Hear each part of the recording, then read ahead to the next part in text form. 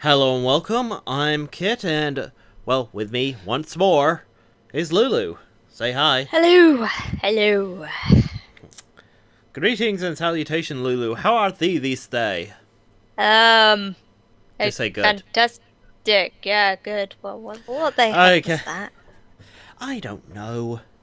My voice is all warm and such from, doing the, voice acting for, what game was it? Fading Hearts, so it's like, yeah. Romeo, Romeo, what for art there, Romeo? I'm down here. Look down. Right here. Oh, yeah, there you are, there you are. Yeah. I'll get the ladder. You and me. We head out to, Burger King or whatever. Yeah, sounds good.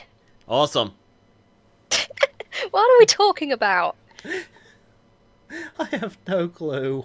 What do we want to talk about in this vlog? Um, maybe, maybe just. Well, since we're focusing a lot on voice acting, we're not professionals by any means. You'll find that out very quickly. That we don't consider ourselves professional. Nuh-uh. But we do learn things. I'm not Yeah. exactly a professional IT guy, but I've learned through doing. Okay, to be fair, I have people who work in the IT industry who come to me for help now, because I've not stopped learning.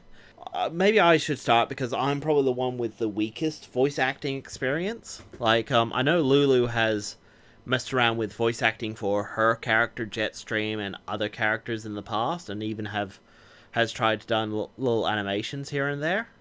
So Hmm. she certainly is more experienced than me, but for me, I find it's not necessarily just changing a voice, is it? You almost have to put No.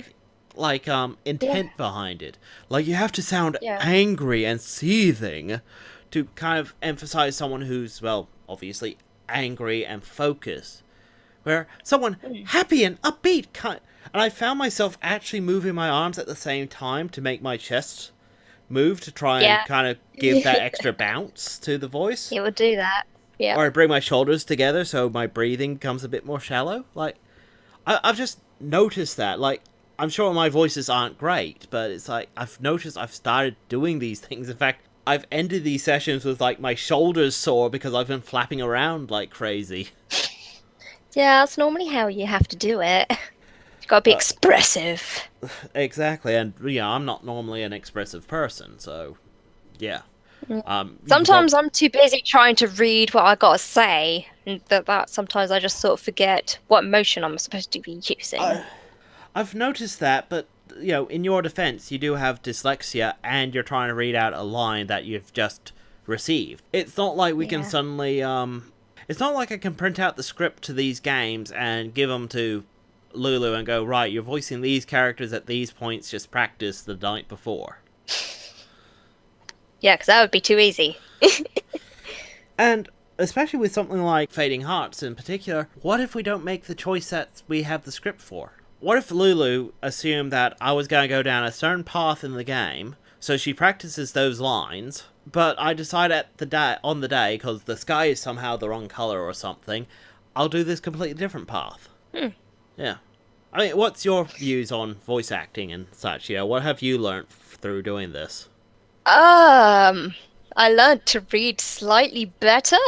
You have. Yeah, you seem to be picking up this technique that a lot of people naturally have, which is it's almost like you're seeing the first letter and the last letter, seeing the length of the word, and almost assuming what the word is in context with the sentence.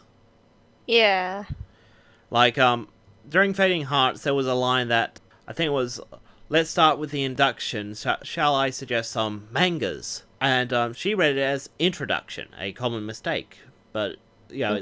like I was just noticing that, going, well, induction's a weird word for her, and introduction is a very long word. So I'm wondering if she's starting to pick up this speed reading technique that a lot of people do naturally. Yeah, I don't know. Sometimes you look at a sentence, but you're not actually looking at it, but you're sort of skim reading it, and you just think the word is that word until you look at it again, you're like, oh.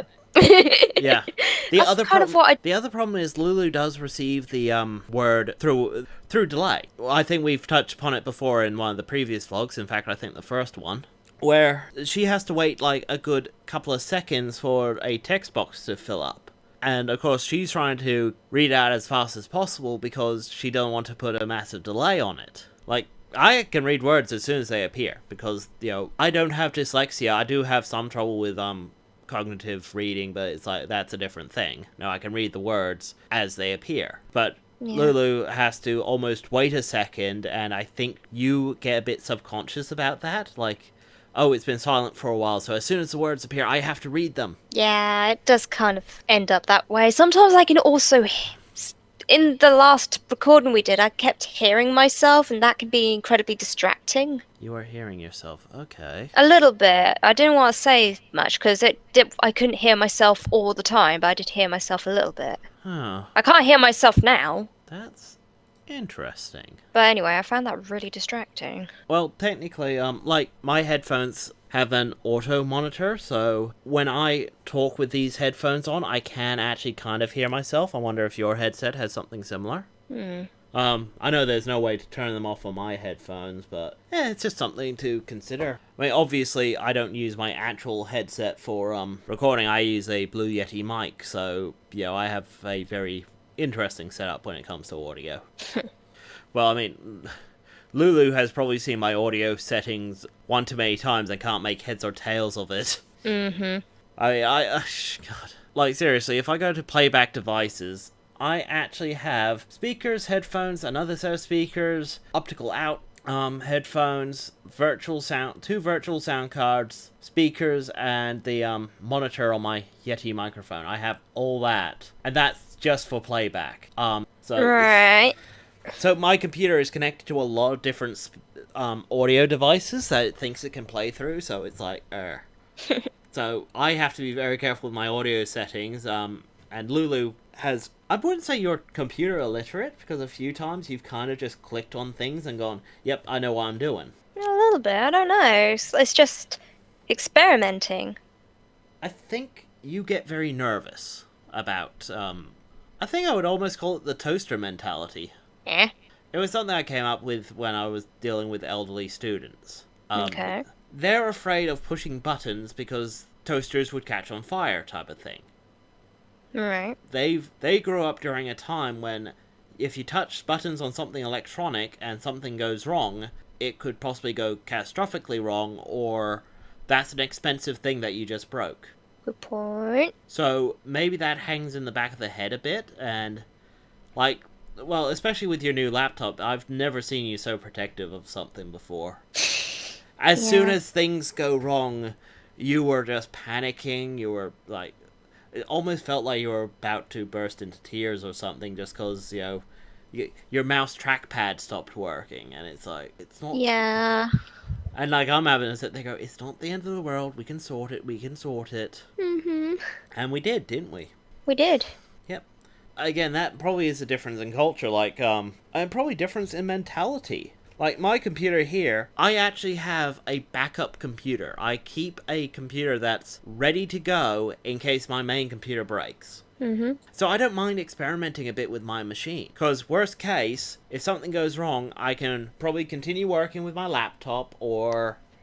I can pull out my other computer. I have a rendering machine for doing the video rendering now, which is nearly as powerful as my current machine, so worst case, I switch to that as well. So...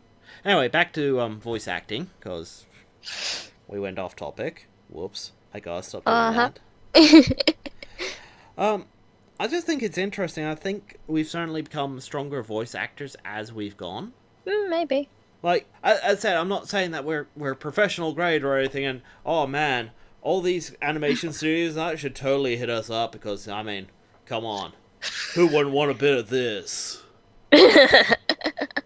Yeah. Yeah. You I don't know. it. I thought most of the times I think I get it, and some of the times I think I kind of really suck. It's kind of a hit and miss sort of thing. We also sometimes have the problem of, we don't know who the hell the character is. Yeah. Like, Dengeki Striker, remember the, intro for the characters on the submarine? And we were all sitting there going, Yeah. And we're just like, well, we can't see the character. They're going to make this big reveal for whatever reason. We're going to have a nice guess. Or the ninja. Oh, man, Jack, that's That's her Yeah. name. Clearly a girl, but not a girl. Yeah, well, Jack could be a pseudonym. Oh, what? A fake name. Okay. I Well, I don't know. It could be short for Jackie. maybe. Girls can be called Jackie. Yeah. Well, let's face it, I use a pseudonym. Kitt. That's what I'm known as online for many different things. Mm-hmm. Well, We won't go into that. Or should we? Or will I? yeah. I kind of sit there and go, it might be something that will come up. Like someone might sit there and go, hey, I found your, art account, and, ooh, it's interesting some of the things you draw. It'd be a shame if I shared them online. And I kind of sit there and go ahead. I make some of my money through commission work, so, feel free You'll to... be helping out a great deal.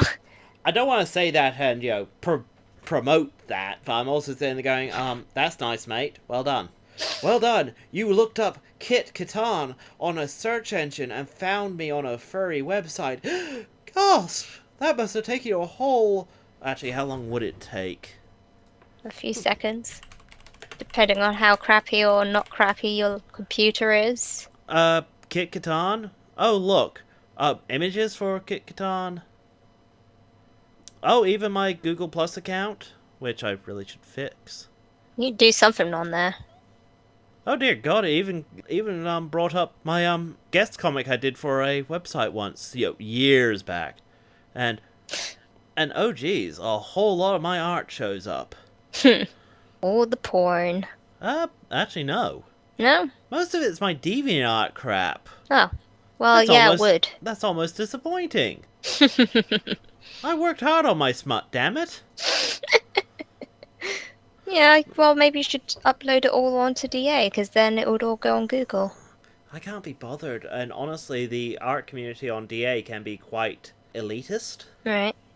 So is FA to some extent, but DA, I just find either you get it or you don't type of thing. Like, either you're good and you get noticed, or you're at a certain level where you'll find like-minded people and you'll all pat each other on the back. Mm-hmm. And I don't fit into any of those groups, honestly, so yeah. Meh.